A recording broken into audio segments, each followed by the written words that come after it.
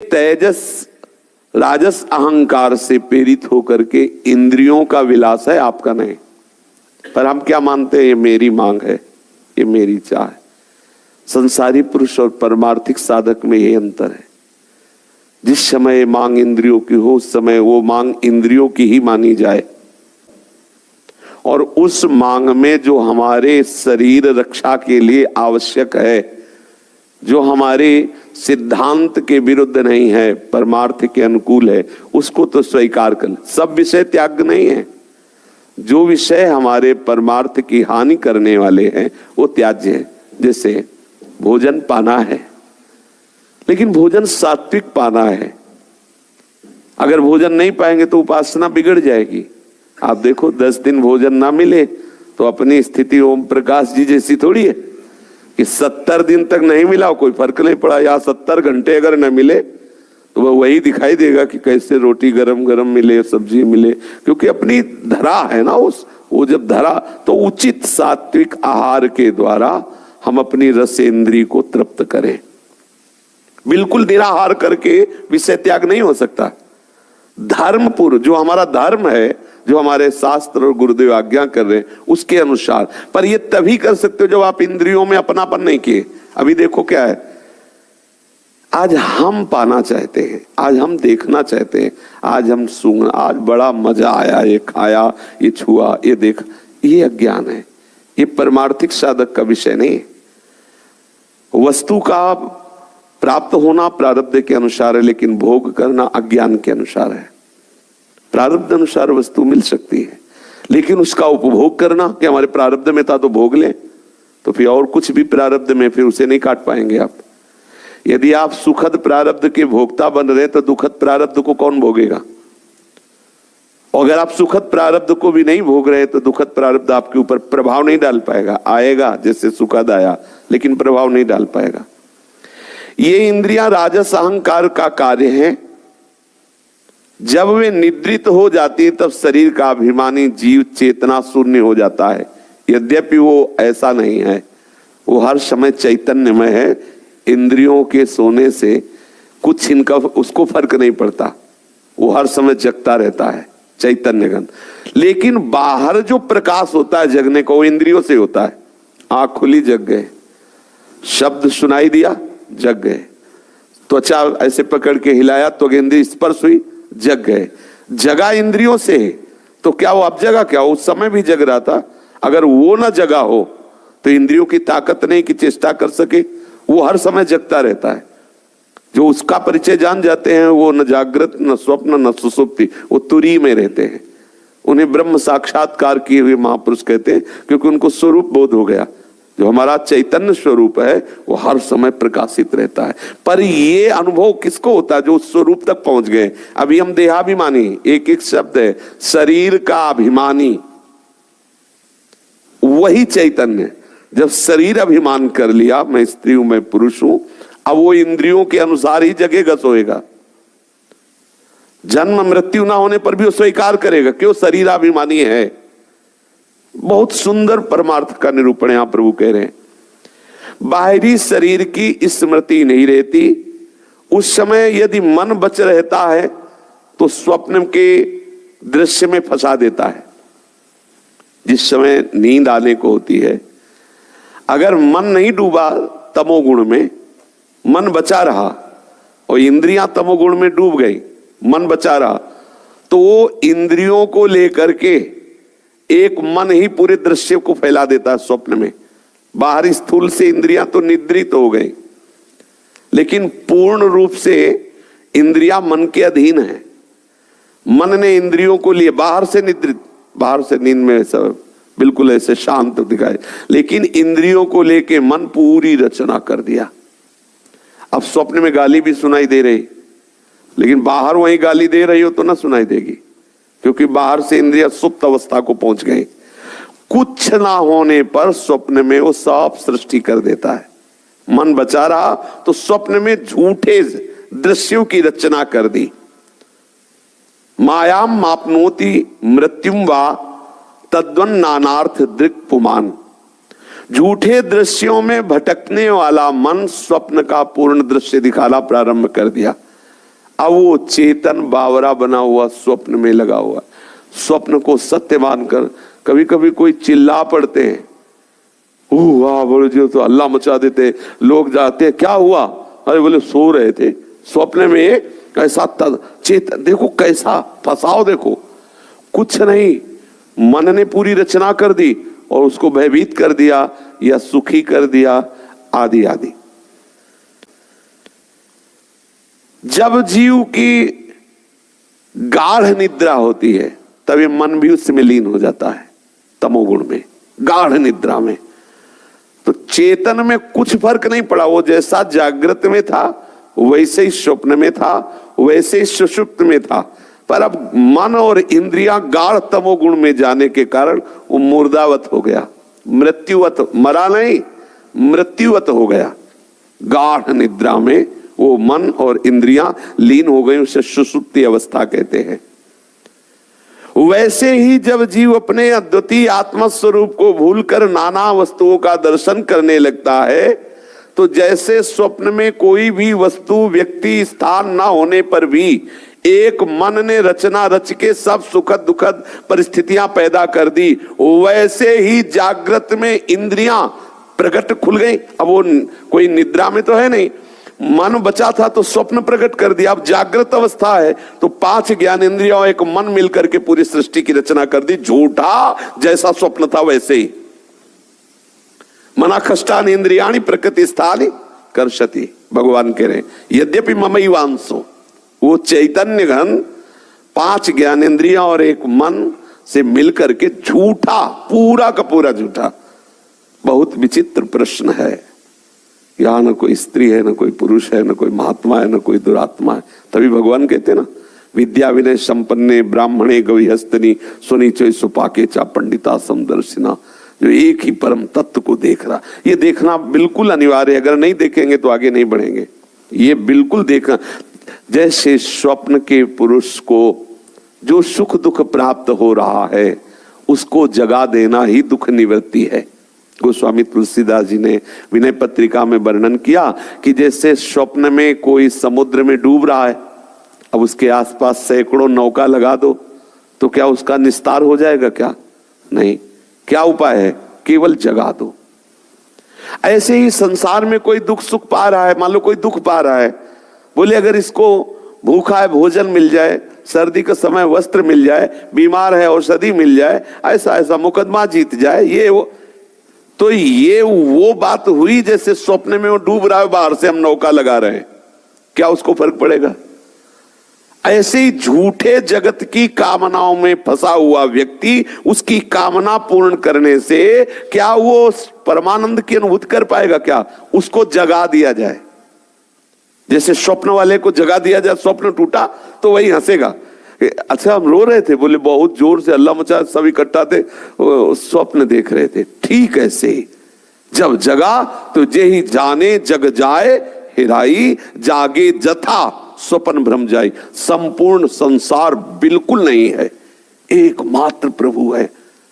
पर जैसे स्वप्न में कोई उसे समझाता जाके कि ये जो गड़ासा आ रहा है काटने के लिए सब भ्रम है, वो कहता है यहां तो प्राणों पे परी तुम्हें भ्रम नजर आ रहा है, बस उसको जगा दो तो ये बात समझ में आ जाएगी, समझाने की जरूरत नहीं, उसे जगा दो। ऐसे ही ये शास्त्र संत जन बहुत जन्मों से गाढ़ निद्रा में सोया हुआ है, बहुत जन्मों से। अपने लोग सब स्वाप्निक पुरुष हैं, जगे हुए थोड़ी है। अब बार बार जैसे बहुत गाढ़ निद्रा में सोया हुआ ना, तो जगाओ, थोड़ा कुनमुनाया, फिर सो गया। ऐसे ही रोज सत्संग में जगाया जाता है तो थोड़ी देर तो आता है कि बात बिल्कुल सही, और अब ऐसे ही, और जहां पीठ पीछे हुए फिर सो गया। फिर वही संसार सत्य लगने लगता है, भोग सत्य लगने लगता है। कोई विवेकवान एकदम सावधान हुआ, जग गया, जाने उस तब ही जीव जग जागा, जब सब विषय विलास विरागा, समस्त भोगों से भय। अरे झूठे भोगों का क्या, ऐसा उमा कहूं मैं अनुभव पना, सत हरिभजन जगत सब सपना। जैसे मन ने झूठे स्वप्न की रचना करके सुखी दुखी कर दिया, ऐसे ही मन ने 5 ज्ञानेंद्रियों के साथ ये नानात्व का दर्शन करा दिया है। नहीं, स्वयं भगवान वर्णन कर रहे हैं, नहीं है। तद्वन नानार्थ दृक् पुमान, वो नानात्व का दृश्य, ये बहुत कितना बड़ा नानात्व है। उत्तम अधम, जड़ चैतन्य, नीच ऊंच, अच्छा बुरा, अत्याचारी महात्मा, कैसा कैसा है, कुछ नहीं। एकमात्र प्रभु के सिवा कोई नहीं। सत्य वस्तु, परमार्थ वस्तु एकमात्र प्रभु ही है। मृत्यु के समान वो अज्ञान में लीन हुआ अपने को ज्ञानी मानता रहता है, समझना। मरा हुआ, गोस्वामी जी कह रहे, जिन हरि भगति हृदय नहीं आनी, जीवित सब समान, मुर्दे के समान वो है, क्योंकि ज्ञान है नहीं। जैसे सोया हुआ पुरुष स्वप्न में सब चेष्टाएं हो रही, बाहर से मुर्दा है ना, वो अंदर झूठी सब चेष्टाएं हो रही, ठीक ऐसे ही जागृत विवेक ना होने के कारण, भगवत भक्ति ना होने के कारण सब अज्ञान की चेष्टाएं, स्वप्निक चेष्टाएं हो रही, मुर्दावत है, वो मुर्दावत है, पूरा लीन है भोगों में। वो समझ रहा है मैं भोग भोग रहा हूं, जैसे स्वप्न में देखता है मैंने ये भोग भोग लिया, मैंने ये वस्तु प्राप्त कर ली, मैंने ये बना लिया, वो बना, और जब जगा तो अगर टूटी चारपाई में पड़ा तो उसी में पड़ा है। वो अपने को बादशाह समझ रहा था स्वप्न में, लेकिन जब जगा तो फुटपाथ में पड़। जैसे जनक जी स्वप्न में देखा जो भिखारी हो गए, भीख मांग रहे, जब जगे तो देखा राजमहल में पड़े हुए। स्वप्न झूठा, जब स्वप्न में थे तो ये जागृत झूठा, जो कुछ क्षण में ही झूठा, वो सत्य कैसे हो सकता है। इसीलिए अष्टावक्र जी ने एक ही शब्द में कहा था, ना ये सत्य ना वो सत्य। उद्धव जी, द्वैत नाम की कोई वस्तु है ही नहीं, दूसरा नाम की कोई वस्तु नहीं है। भगवान वर्णन कर रहे हैं, जगत गुरु हैं। कोई दूसरा शब्द है नहीं, द्वैत नाम की कोई वस्तु नहीं है। बैठाल के देखो, और यही प्रहलाद जी के तो सिद्ध किए थे नारद जी की कृपा से।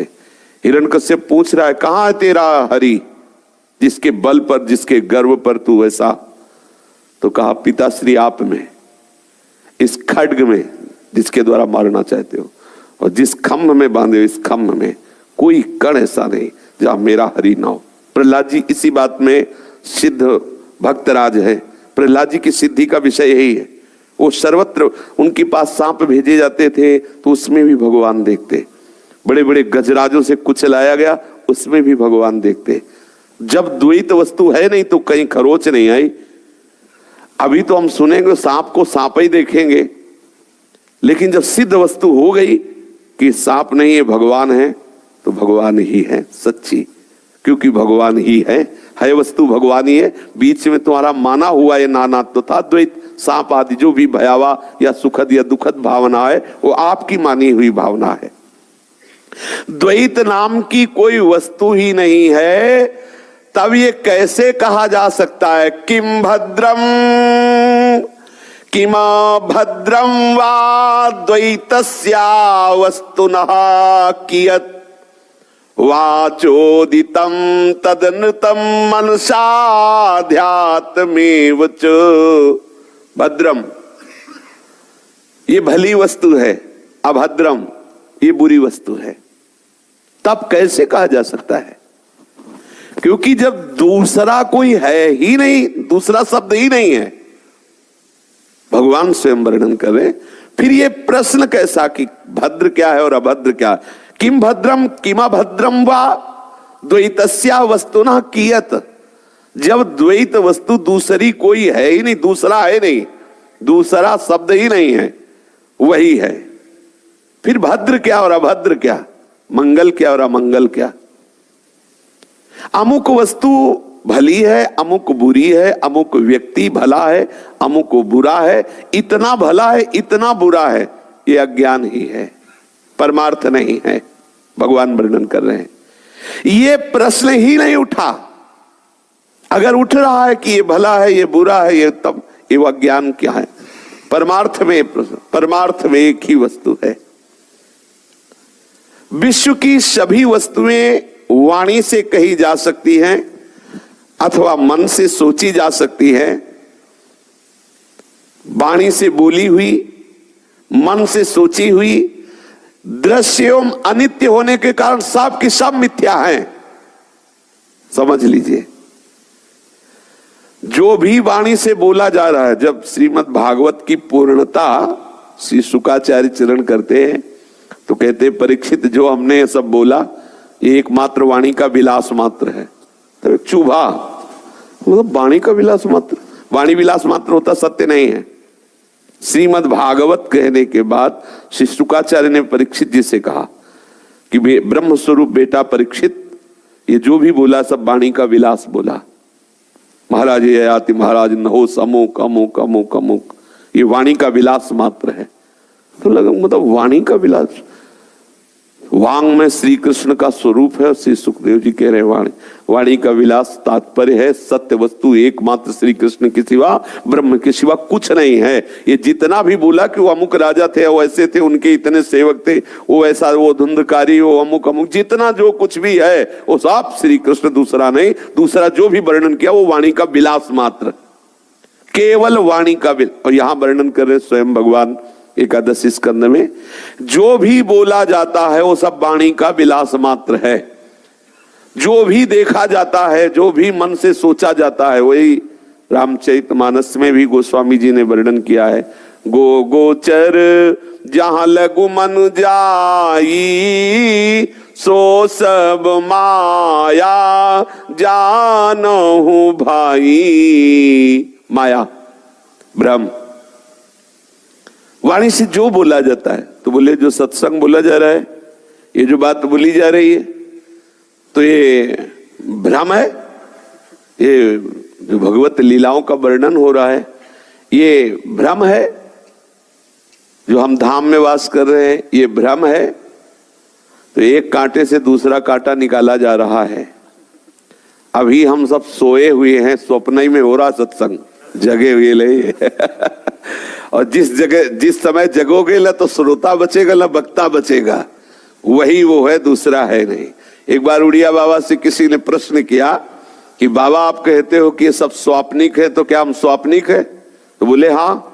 तो बोले बाबा आप स्वप्न में बात कर रहे हो जागृत आप जागृत में बात कर रहे हो। बोले तुम्हें जगाने के लिए तुम्हारे स्वप्न में ही बात कर रहे हैं, लेकिन जब जग जाओगे तो उड़िया नामधारी शरीर और आप दो नजर ले आएंगे। जब जगोगे तो एक ही वस्तु नजर आए। जब तक दो नजर आ रहा है तब तक स्वप्न देख रहे हैं। जब एक ही वस्तु का बोध हो जाए, जब एक ही वस्तु है, तो जो बहुत नानात्व करके वर्णन किया जाता था वाणी का विलास ही तो है। श्री ध्रुवदास जी महाराज कह रहे हैं कि श्री प्रिया प्रीतम की रसमयी माधुरीमयी जो लीला है, नेत्रों ने देखा है, वाणी बोल नहीं सकती। महाप्रभु जब वर्णन करना चाहते बोले जो को कोटि कल्प लग जीवे रसना कोटि पावे। ये प्राकृतिक वाणी है, कैसी उस रूप माधुरी को, कैसी उस लीला माधुरी को वर्णन करे। पर जब वर्णन करते हैं तो यही प्राकृतिक वाणी चिदानंदमयी हो जाती है, यही भगवत स्वरूप हो जाती है, क्योंकि नानात्व को मिटाने के लिए बात कही गई है। नहीं तो सत्य वस्तु ही विराजमान है, कोई नानात्व नहीं है। नानात्व तो है तुम्हारी दृष्टि में, इसलिए कहा गया सब वाणी का विलास और मन का संकल्प है। और जिस समय सत्य वस्तु में प्रतिष्ठित हुए तो सर्वम सर्वम खलमिदम ब्रह्म ने नानास्ति, सब भगवत स्वरूप ही है प्रभु के। जब आप फंसे हो तो सब मिथ्या है सत्य वस्तु की। जब सत्य वस्तु का बोध हुआ तो सब प्रभु ही है, दूसरा कोई है ही नहीं। माया नाम की कोई वस्तु नहीं है।